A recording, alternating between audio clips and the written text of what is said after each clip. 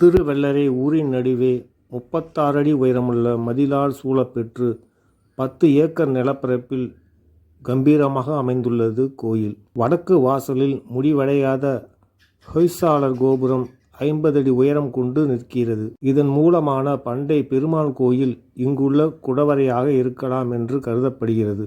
கோயிலின் 3வது திருச்சுற்றில் வசந்த மண்டபத்திற்கு வடக்கே தெற்கு நோக்கி அமைந்துள்ளது இந்த குடவரை. ஒரு படி அரிசியும் ஒரு கத்திரிக்காயும் வேகும் முன் இக்குடைவரையை நகங்களாலேயே சுரண்டி குடைந்து விட்டார்கள் என்ற செவிவழிச் செய்திகள் கூறுகின்றன.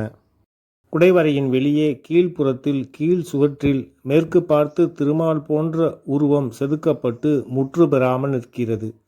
மார்க்கண்டேய முனிவர் தவம் புரிந்த இடமாகும். யமலோகத்தில் கூட வெள்ளரையில் உள்ள கல்லறையை கண்டாயா என்று கேட்பார்கள் என்று திருவள்ளரையை பற்றி கூறுகிறார்கள்.